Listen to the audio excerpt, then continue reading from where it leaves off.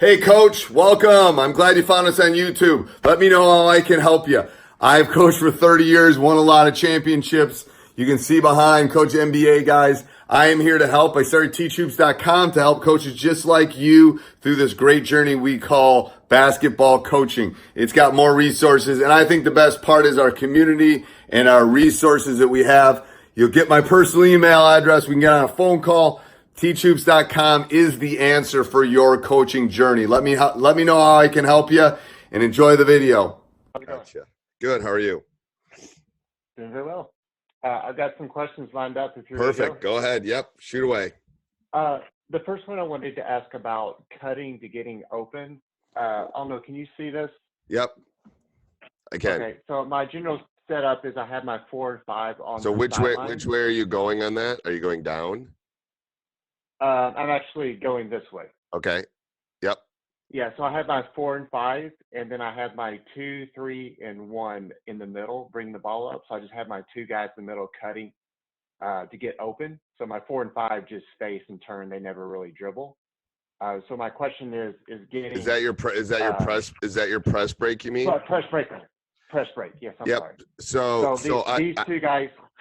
Yeah, Yeah, go ahead. these 2 guys in the middle is my question about getting them open with pressure and sometimes man pressure. All right. So go back to that, and I'll show you what I would move 4 and 5 back to half court, and I would move 2 and 3 back a little bit. And are they screening for each other? Yeah, and these guys run up and down. I just kind of draw them there so I can move them back definitely. Okay. Yes, they usually just screen for each other. But I was wondering if they should maybe cut or do something different sometimes to get open, or should my one just walk his guy down and post them up and call for the ball. Yeah. Who do you want to get the ball at this point? My one, but both of them can handle it. But one's throwing it in. Actually, my 2 is you probably can't see it. My 2 throws it in, and then I have my 1 and 3 in the middle trying to get open to bring it up. So it's easier to deny the guy that it's easier to deny the guy that's on the court than the guy throwing it in. Right? Okay.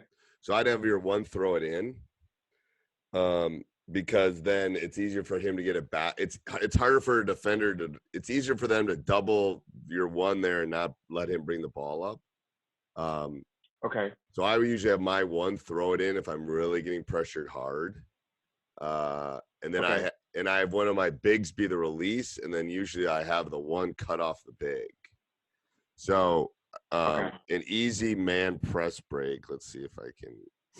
Is this one is so I call it sideline. So I have 1 here, and then I'll have 2 and 3 here, and then at half court I'll have my 4 and 5. And what will happen is 2 will screen for 1, or 2 will screen for 3, and he'll kind of cut this way. And the reason we call it sideline is because 2 and 3 go to the side of the ball. So then 2 goes here, and then 4 cuts hard. This is virtually impossible to guard. So 1 will throw it to 4, and then 4 will curl this way and get it back. That way 1 can get the ball. If it's a man press, if you go to Teach Hoops, this is one of the press breaks on there, I think, in my press break course. I like this one a lot because it seems to get 1 the ball. 5 kind of basically finds the middle area then. You'll get 1 the ball. I've never been able to not get 1 the ball doing this, because if it's man press, these guys are all defending here.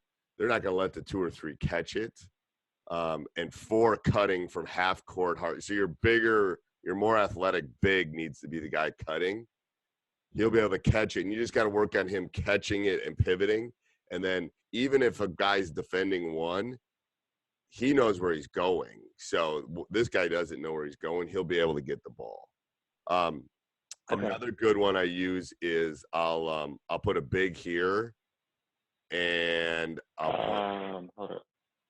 I gotta move my picture. I'm sorry. Go ahead. That's okay. So I put a big here, so a big guy at the free throw line. And I'll stack these guys here, and I'll put one guy here, and I'll X them off the big guy. So this guy tends to be my 2. This guy tends to be my 3 probably. You could have 2 or I don't know. I won't have 1 thrown it in. I'd have 2 throwing it in. So I'd have my 1 cutting off the big, and they're cutting close to this guy, so it's basically an X cut. So you have and then the other guard just reads and finds open space at that point. So this guard here will sometimes go deep. This guard sometimes will, if this guy doesn't get it and doesn't feel like he can, he goes here, and then this guy will X off. So we use basically that X motion they just basically rub off them, and they'll be able to one of these 2. If you X off the big here, there's so much space here. It's similar to this movement with 4. You want space when you get man pressed. So if you give them enough space to cut, they know where they're going. The defenders don't know where they're going, and with all that space and a little speed, you'll be fine. You'll be fine. Okay. Okay. So if I'm having trouble getting 2 and 3 open, and maybe my 4's not able to come get it, or maybe it's in the game and I want my point to be the first one to touch it, any suggestions on getting those 2 middle guys open besides just screening for the other one? Do you understand what I'm saying? So you need to get the ball to your 1 at the end of a game. Yeah, he's my best free throw shooter. So I'm saying if I'm so I'd run this then at the end of the game. I would put a guy. I just know. Put a guy here. Put a guy here. And then put 2 guys here. And then what I do is at the end of a game they'll tend to man.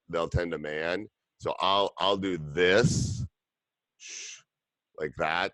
So maybe you have your 3 throwing it in.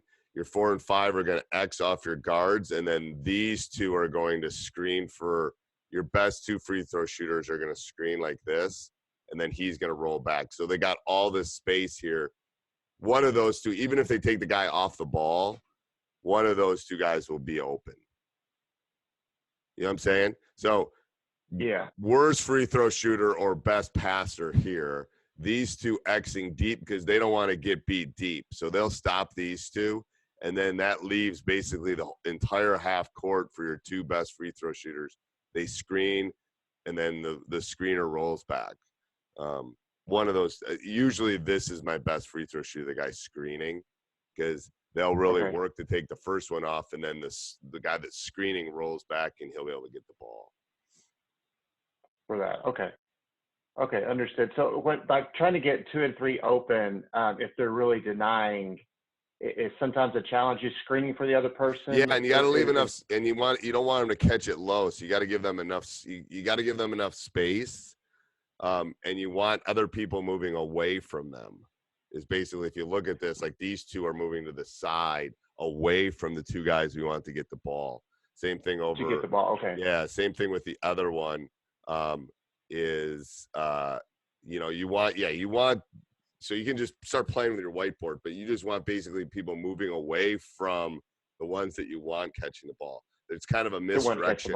It's like a football thing. You want misdirection. You want somebody going to the end zone, even though you're going to cut across the middle, kind of thing. So do you worry about trying to catch the problem sometimes is if the person catches the ball on the same side as the inbounder, then that inbounder just jumps off and traps them on that corner? No, because then the guy that threw the ball better cut. Do you just send it back to him? Yeah, so you don't worry that much about that. No, because we spend so much time on diagonal cuts that if your guy goes to double, your job is to find open. Yep, your job is even in the half court, full court, whenever we're getting trapped. If your guy leaves to double, the ball's coming back to you probably. Okay, so don't worry about that. Okay, cool. No, that's great. I'll send the other you question, that too. If you send me an email tonight, I'll just send you that so you can look at it again. Okay, awesome. Just send me an email and remind me. Yeah, I'll do that as soon as I get off. The other thing is I wanted to ask you just, and I don't know, again, if you can see this drawing. Yep, that's perfect. That's perfect. Yep. So I wanted to ask your opinion on, this is my end of game, just sideline play. And so designed for a man or a zone. It's similar to one of the plays I saw on your channel. But, Yep, I like that. I like do that. you like this? Or I do. The top guy at the elbow here, the one that's setting the screen, should roll back. You know what I'm saying? So you have one coming off. Turn it around. You can turn it around. The one. No, you can look at it. If you need to flip it and look at it, you can look at it. yeah, So it's the guy. gotcha. It's the Okay. guy. The first guy's coming off the first screen. The second guy's coming off the second screen. The guy setting the second screen by the elbow or the baseline or the free throw line should come back and try to get the ball then. You know what I'm saying? And I'm gonna tell you why. I don't know what number. Flip it back and I can look at it again. I don't know what number. So I have. Yep. So I have this. So the ball's over here. So I have my 4 coming out and then screening either the zone or the man. So Yep. this guy coming here. Yep. And then my 3 is coming down. My 5 screen for my 3. So here. Yep. So your 5 and then I should have this come. guy Your step 5 in. should roll back to the ball then. And here's the reason why. 5 might get the ball, and guess who's going to be open? The guy throwing it in. So I actually have my 3 coming up here, so he can maybe kick it back here. Are you saying where should my 5? But I'm saying after he sets the screen. Yep. If he's where not should he go? open, it means his man's helping. Then he's got to roll back. When you say roll back, I'm sorry. He's got to screen and then roll back to the ball. So he's got to pivot and roll back. Oh, gotcha. That's a great point. I didn't get that. So he just needs to say you want to give him right. You want to give the inbounder basically. Right. He has 4 options. 1, 2, 3. He's got 4 options. Right. First guy coming off the screen, right on the baseline. Second guy coming off the screen high. Third guy rolling back at the free throw line, and then the 4th option is the guy that set the screen down on the baseline has to post up, right? So you want to give him, you're giving him 4 options. Then if one of those is probably going to be open, but they might not be open to shoot it. The guy that's going to be open is the guy throwing it in. Because everyone kind of turns, especially at the end of a game, and he'll be open. Right. Yep. No, that's a great detail because I was basically wasting 4 and 5 because they're just screening. I didn't have them rolling. Yep. Roll. Yeah. Okay. Posting. Okay. Yep. Okay. Great detail. Thank you. That was really helpful. I have 2 other quick questions. One is we've been working our 1-3-1 has been working well. One of the things that I'm the challenge is I have my little guy back, which I guess most people, my smallest guy back here running from sideline to sideline. I'm trying to get my very top guy is my best athlete and one of my best rebounders. If they shoot the ball on this side, my very top guy to crash this side. I don't know if that would work, or do you have any other suggestions for rebounding? I mean, you just tell him to go. Yeah, I think that's good. That's what that's where he should be doing. He shouldn't get that shot. Personally, he shouldn't get that shot. The baseline's probably a more open shot. But when he does get that shot, that guy that's where he should go, because the percentages say that's where the rebound's going to go. Yes. Any other suggestions on just on getting rebounds off the 1-3-1 or anything, or is that mainly this other guy who drops an elbow? It's really the guys opposite the ball that are going to be the ones that are going to get the rebound. So the guy at the top, the guy in the opposite wing, they got to go find a body. And what we do is we just basically try to build a fence around 4 feet from the basket. But yeah, that you're doing that right. That's perfect. And what do you mean, like build a fence? Do you actually tell the guy so he's got to go down and get to basically the block. This guy's got to go down and find somebody. Right. So they're going down. You basically say this is the spot you got to go to, but when you're there, you got to find a body. Don't just go to the spot. Okay. You got to go find a body. Okay. Yeah. Okay. All right. So I guess I'm doing that right. So good. Yep. And then the other question is, any other suggestions? We play a team later on that's got a great guard that scores 30, 40 points. They beat us last year. Besides going to a box and one or a dime and one setup, what other things can I? And once he gets going on a fast break, he's hard to stop. Yep. So there's a couple things. You can full deny him. You can play your normal man-to-man. Can you hear me? Can you hear me? That's you. That's not me. Hello? Hello? Hello? All right. I don't think that's me. Yeah, I can hear you now. Okay. Yeah, Yep. I don't know. That wasn't me. Yeah. You two quick things. You can play full denial to him, and basically tell the guy guarding him you have no other help responsibility. So you play your normal man-to-man defense, but the other 4 players know the guy that's guarding him is not going to help at all. Like no help defense, no weak side, basically chasing him around. You do that because it will wear We him don't play out. much man. You don't play much. We don't play much man though. Okay. It's mainly 2-3 and 1-3-1. Then you probably got to go to like a box and 1 and diamond. Then you probably got to have if he's scoring 30 to 40, you got to make someone else beat you. It's kind of my theory.